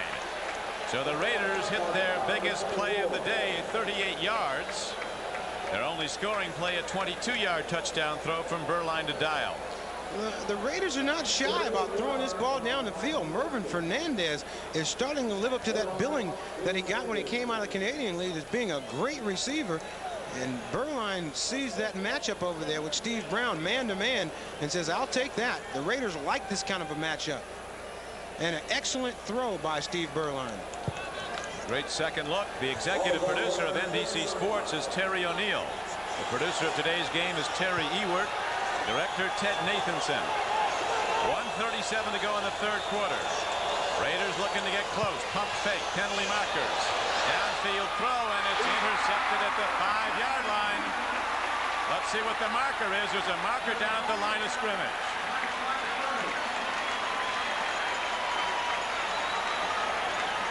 It was a bad decision on Berline. Just ball thrown up there for grabs, and they had a lot of Oiler defenders deep.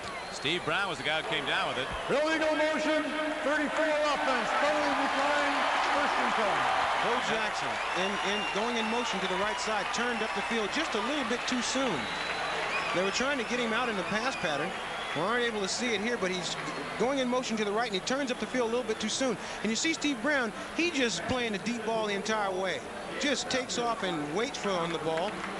Nothing that Willie Gall can do but make the tackle. Steve Brown, an Oregon Duck, with the interception. Fighting Duck, Oregon Fighting Duck. Brown got it, and now the Oilers start out with a 20-7 lead. 1st and 10 at their 5. We're in the 3rd quarter, as you saw, 1:31 to play in it. Rozier working for yards, not many, might have gotten 2 to make it 2nd down and 8. Jerry Glanville letting Rozier play quite a bit today. As I mentioned earlier, that in a tough game like this, you need a tough guy like Rozier on the football field. He's one of these guys that rises to the occasion, and I guarantee you, He's matching his yards with Bo Jackson's. Two former Heisman Trophy winners. There are the numbers between the Heisman runners. Jackson of the Raiders and Rozier of the Oilers. Bo's been well over 100 his last 3 games. This is his lowest production since he's been back.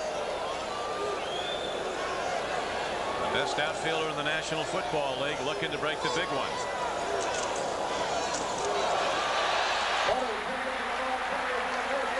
Alan Pinkett breaks it ahead, and it looks like he has a first down. Alan Pinkett showing he wants to get in that category. Let's put my stats up there next to Bo's and Rozier. He's a very quick runner, finds a little gap and squirts through it, gets by Greg Townsend there, number 93, and just constantly going forward. He's a small but very strong Alan Pinkett. He and Berline of the Raiders played 3 years together in the Notre Dame backfield. Pinkett ended up the all-time leading rusher for Notre Dame, and Berline the Bengals. Credit Jerry Glanville for putting an exciting football team in this dome. I really think they're one of the more exciting teams in the entire National Football League. In this building, they're about as tough to beat as any club in the league at home. Alan Pinkett weaving his way on first down, gets out to about the 19-yard line, maybe the 20. Gain of 3 yards on the play. And Don, you mentioned that they're so tough to beat in this building. I think last year when they made the playoffs and they had to go and play on the road, they realized that, you know, we were a pretty good team last year. We did make the playoffs, but in order to go further, we need home field advantage, and I think that's what they're playing for this year. The numbers through 3 quarters, total yards. Raiders had a lot of yards in the 3rd quarter to come closer. But 20-7 is the only number of the count. The only number is 20-7. The Raiders trailing in this game as we're now opening the 4th quarter. First minute of play in it. Alan Pinkett getting a lot of work, but not much yardage. They'll bring up 3rd down and about 8.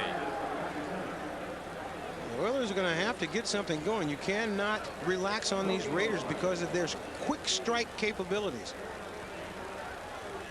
Green Bay and San Francisco still tied up now in the 4th quarter at Candlestick Park. Green Bay back. Are they back? If they're not back, they're on the way back.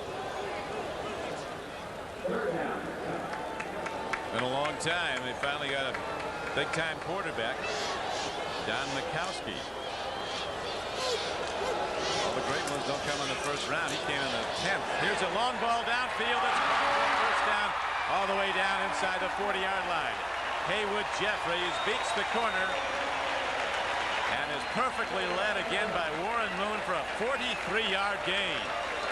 Warren Moon is spectacular. And you know what? I'm going to use a cliche here. This ball's on the money. It's on the money. That's what that means. Watch it. Perfect. A perfectly thrown pass by Warren Moon to Jeffries, and he didn't have to be wide open. Warren Moon, watch the way his delivery is so effortless. He just shows tremendous touch, tight spiral. Haywood Jeffries, Warren Moon, 18 for 27, 225 yards, 2 touchdowns, and 1 interception. Imagine this guy was never drafted by anybody. Handoff to Pinkett on first down, and he's to the 35-yard line. Not drafted by anybody. That was after he was MVP in the Rose Bowl. Hey, all's well that ends well. He's now a $2 million a year Pro Bowl quarterback. Alan Pinkett, 5 rushes, 19 yards. And it's really, I'm telling you, this group of backs that they have here for the Oilers really keep a defense off balance. You got so many different kind of guys coming to you every time. Just when you're like bulk up to stop Highsmith, they give it to Pinkett. The one AHMAD is very conspicuous in his absence in the playing field, although he's in uniform, is Lorenzo White, the former #1 draft choice out of Michigan State. Getting very little work. Here on second down, Warren Moon slides ahead and is very close to a first down. He had to get to the 28. He might be just short of it. And Warren Moon saying, my fault. I thought the play was supposed to go right. It was a pretty good bootleg anyway. You talk about Lorenzo White. Jerry Glanville calls him Shrine Game because he runs east west.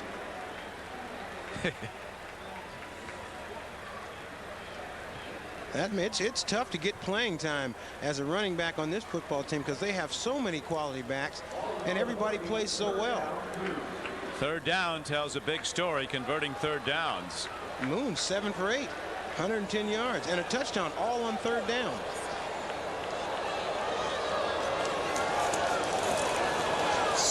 Tried to trap block the Raiders, but they held their ground. Alonzo Highsmith rocketed ahead. What a player he is, number 32, Alonzo Highsmith from Miami of Florida. Played with Don Shula's son in high school in Miami, and he only played one.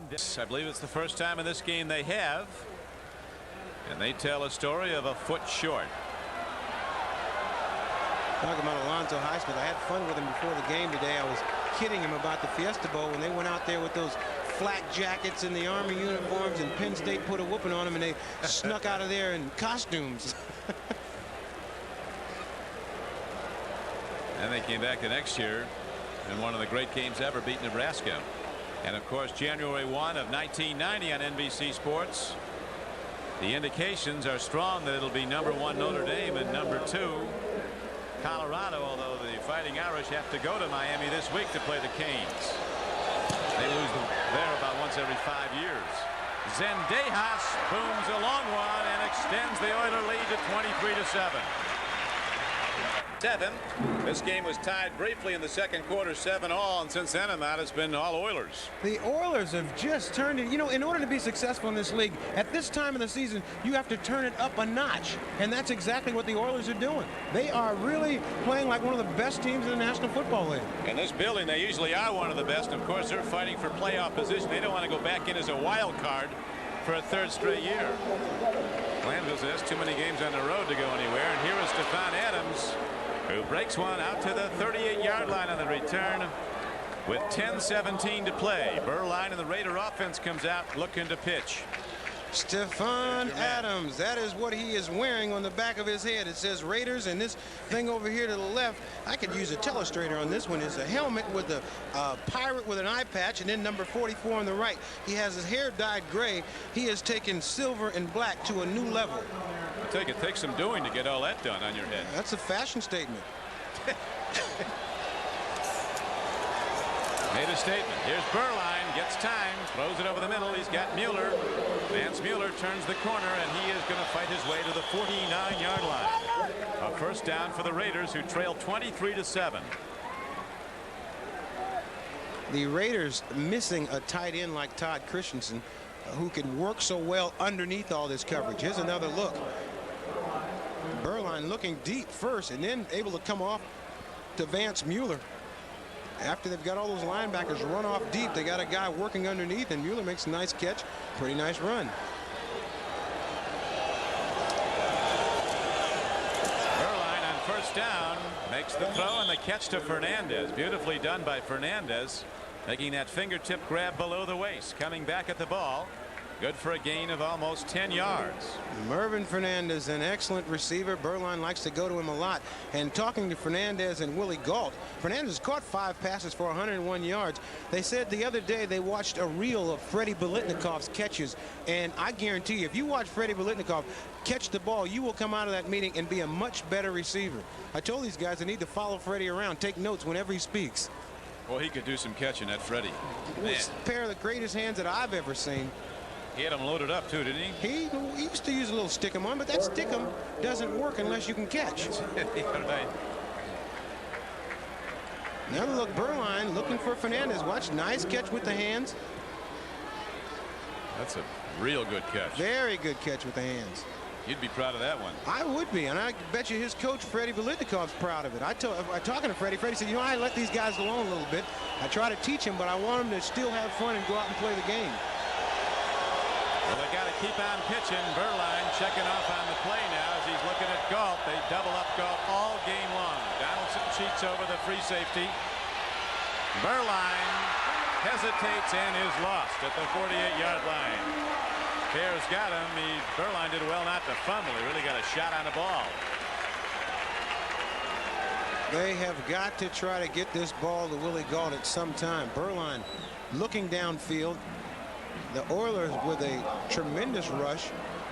And a very good play there by Eric Fairs, who was playing a lot because on the first play of the game, the Raiders lost Eugene Seal. Yeah, he was ejected, was Eugene. Second down and 17 for Berline and the Raiders. A throw, and it's too high and almost intercepted. The ball sailed on Berline. There's also a penalty marker down right where he threw the ball. Could be a hold. It is. Raiders were holding, so it would have come back anyway.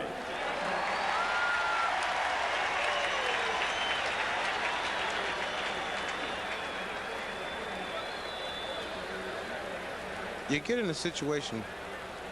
We're going to decline this, I think. Holding, number 60 offense. 10-yard penalty. Repeat, second down. This is a tough situation. Tough situation to be in. You did say that, didn't you, Don? But anytime you get behind like this and you got to throw the ball every play, the defense just tees off. There's no element of surprise. They know you're not going to run the ball, so they're just able to just take off running. There you see the hole there. Sean Jones being drugged down from the behind.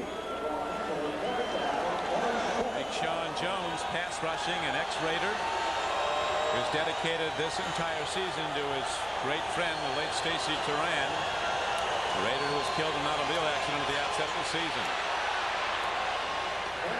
Mueller running, and markers are down again as the Raiders are misfiring all over the field, trying to open the way with blocks. That was a 2nd and 27 play.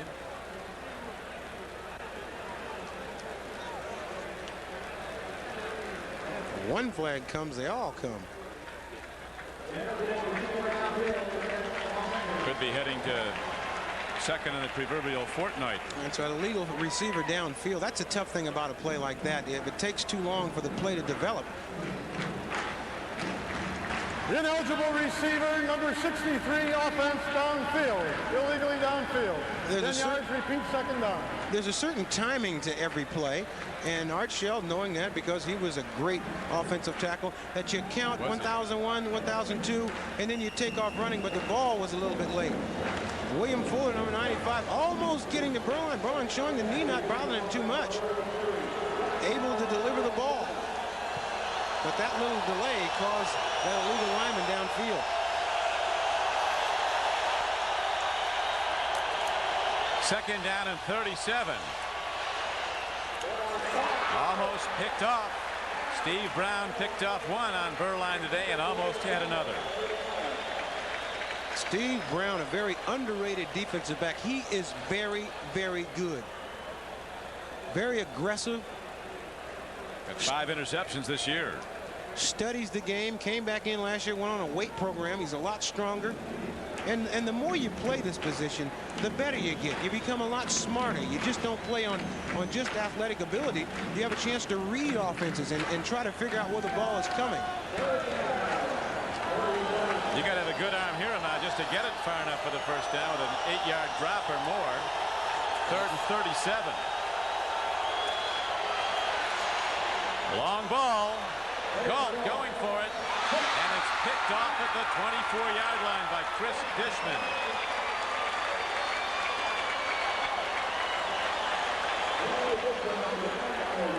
They have a holding penalty, which I assume will be declined.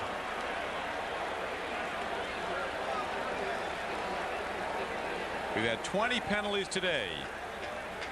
12 on the Raiders, and coming in, these were the 2 most penalized teams in the NFL. Holding, number 60, offense, penalty decline, first down the other way.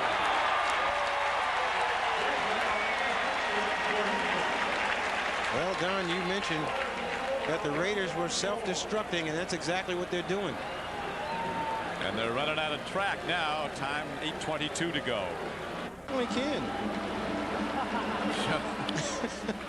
Sean Jones with him.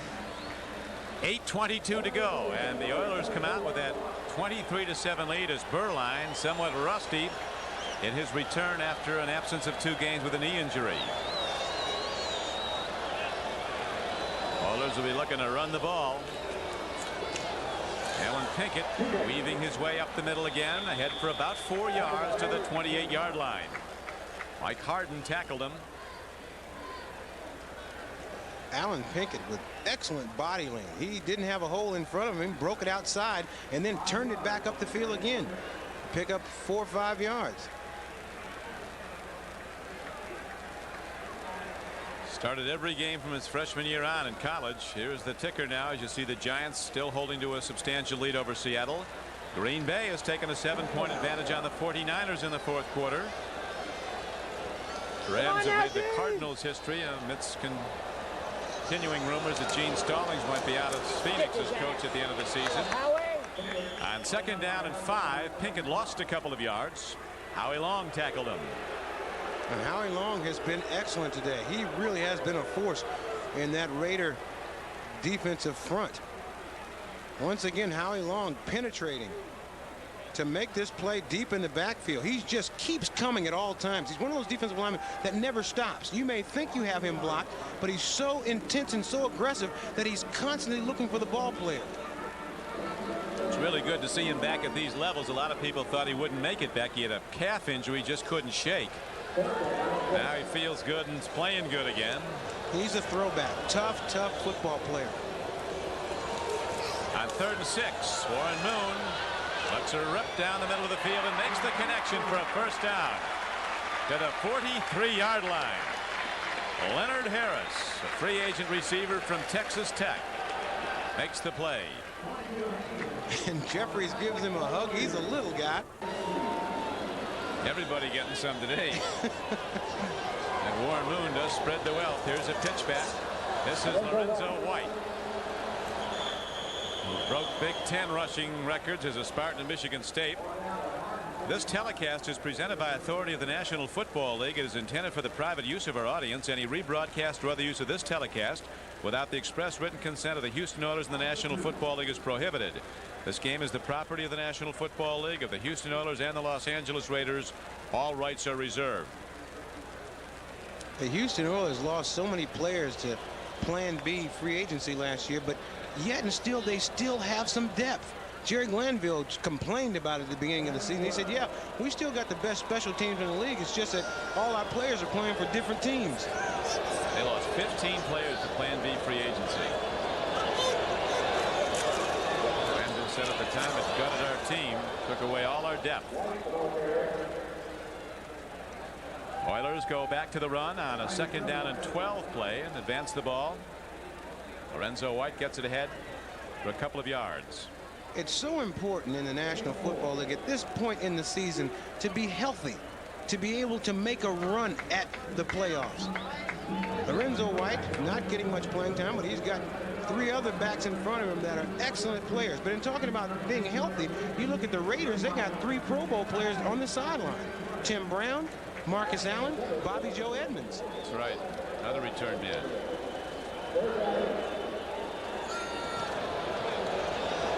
3rd and 9 for Warren Moon and the Oilers. Game clock down to 4:20 to play. Throw and a catch and a first down for Houston to the 45-yard line of Los Angeles. Leonard Harris makes another play. 5'8", 160. And you see Haywood Jeffers, number 84, clearing this route out.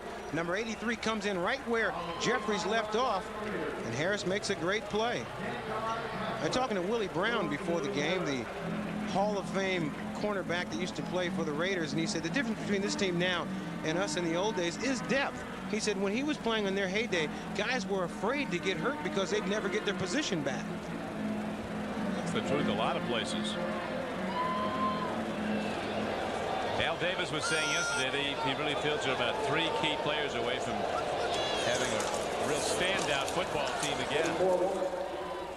Lorenzo White runs again. Al Davis will find those 3 players. I guarantee you. Week 11, Kansas City and Cleveland played through overtime with nary a score, and they ended in a 10-10 tie. Half game won and a half game lost for each. Cincinnati, with a victory today, goes to 6-5. The Steelers go to 5-6 with their win over San Diego. Miami, with a fourth quarter touchdown, rallied to beat Dallas. And New England, with some late scores, beat Buffalo. A tie is the worst feeling in the world for a football player. I almost think losing's better. At least you have some sure emotion.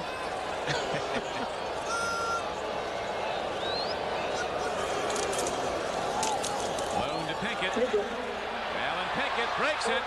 He's inside the 30, cuts back, and he's down to the 20-yard line.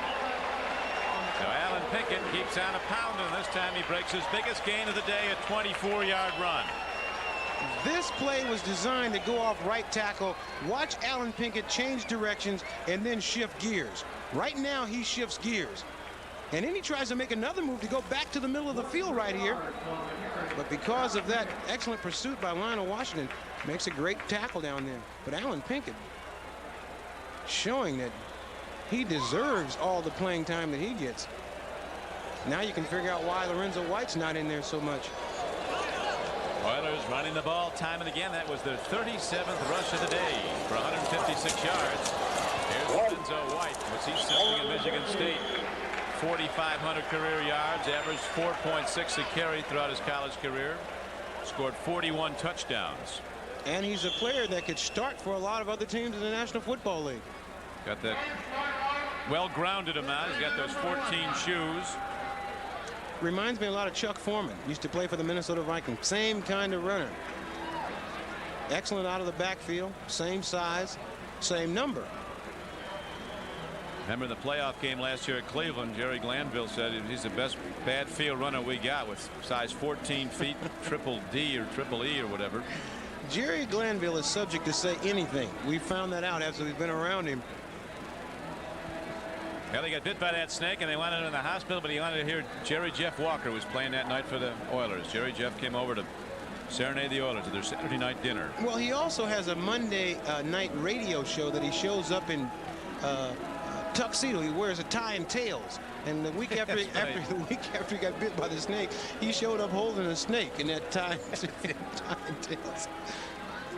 He is a colorful coach, and just a wonderful guy, very funny, enjoys the game, doesn't take it too seriously. And there's his wife on the left, and she has to put up, she says she has two sons. She has the little son and Jerry. That's right. Well, he said his enemies asked him how the snake was after he was bit, and he said he had good news for them. It was dead. And he said the only reason he didn't die is that the snake swallowed a rat, one of the writers here in Houston. Yeah, the snake had just eaten, so his venom count was down. Until you hear that story about him getting bit by the snake, you don't want to be around a water moccasin. Man. He has taken this style of football wherever he has been. When he was at Atlanta, they had the same kind of sock you in the face, knock you down kind of attitude. They had the same thing at Detroit. And the players love Jerry Glanville. They love to play for him. Because he says that, you know, the only thing he asks is that you play hard. Cody Carlson now in at quarterback after an extremely well done job by Warren Moon. It was spectacular all game long. It was Carlson, when Moon was out with an injury, who quarterbacked the 38-35 win over the Raiders here last year. Lorenzo White lost the ball momentarily, then changed gears and brought it down to the 11-yard line. They are having a good time over there on the sideline. Highsmith, Moon, Rozier, Kenny Jackson. I think when you beat the Raiders, that's a good feeling. You talk about the Raider mystique. They indeed have that, but any team that beats the Raiders, they walk a lot taller than the rest of the season. Warren Mooney plays in optimum conditions in the dome, but when they go on the road in the playoffs in the cold, there isn't a better cold weather quarterback around. He's had some experience. Lorenzo White lost the ball, and it does draw a crowd, and let's see who has it. The Raiders have it inside the 5-yard line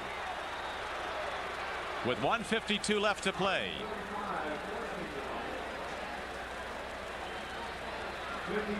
Vince Evans is talking there with Art Shell and Terry Obisky on the right. Vince Evans used to play for Chicago, played in the replacement games, and Al Davis said he just likes his athletic ability. We'll get a chance to see just how much of that he has now.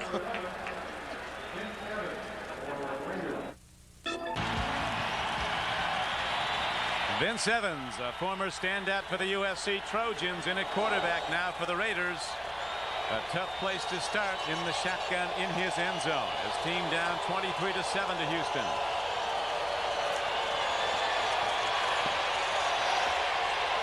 Long ball Out there is Willie Gault, and he has the ball at the 45-yard line. Where's that play been all day, Ahmad? Well, they've had 3 or 4 people around Willie the entire day, and Willie's done a fine job in clearing out. I know he doesn't like to hear that. No receiver likes to be on the field when you just clear out, but he is very effective in that area, just enabling the other. He's responsible for Fernandez having a big day today. That was good for a 41-yard gain.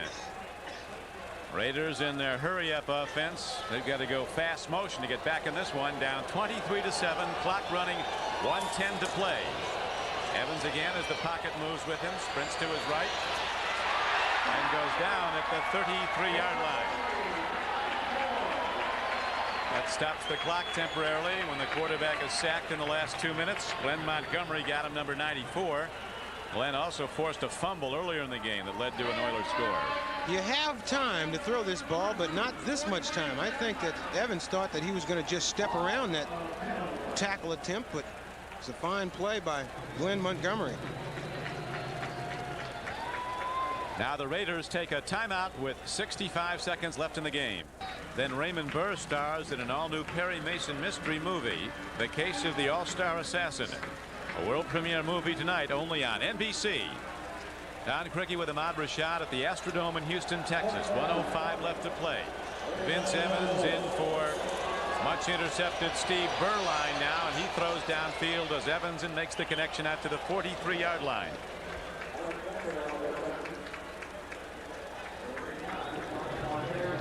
Locked down to 51 seconds in running. 3rd and 9 coming up. Fast people running the fly patterns.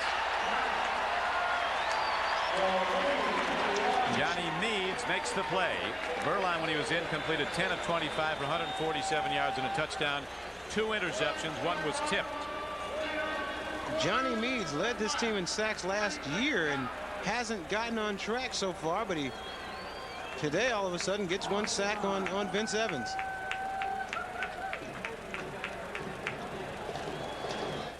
Now back out. Berline actually intercepted 3 times today, returning after his absence with a knee injury.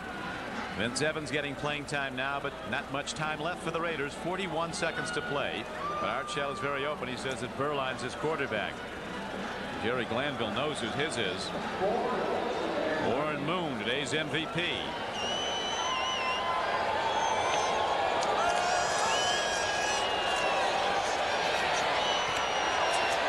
Evans takes off, but a marker's down. This all an exercise in futility, as it was an illegal block for the Raiders, a holding call. The Oilers still want the ball with just 28 seconds left to play. Now they're going to rule they got it. It indeed was an exercise in futility, or worse for the Raiders, as they lost the ball. Holding. Offense. Penalty decline. Fumble recovery. Houston 1st and 10. Green Bay at the moment. They'd go to 9-2, as will the Giants be 9-2. They meet. That'll determine which is on the home field. But if it's the Niners and Denver on the home field in the playoffs, there's a pretty good chance that's who's going to be in the Super Bowl. Better than even. That will do it as they let the final seconds tick out.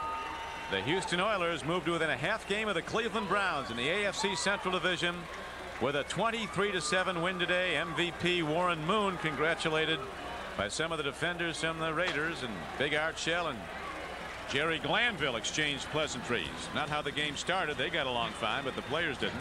2 fine coaches in the National Football League, and Art Shell, just the man that can bring these Raiders back, and Jerry Glanville has brought Houston back. Well.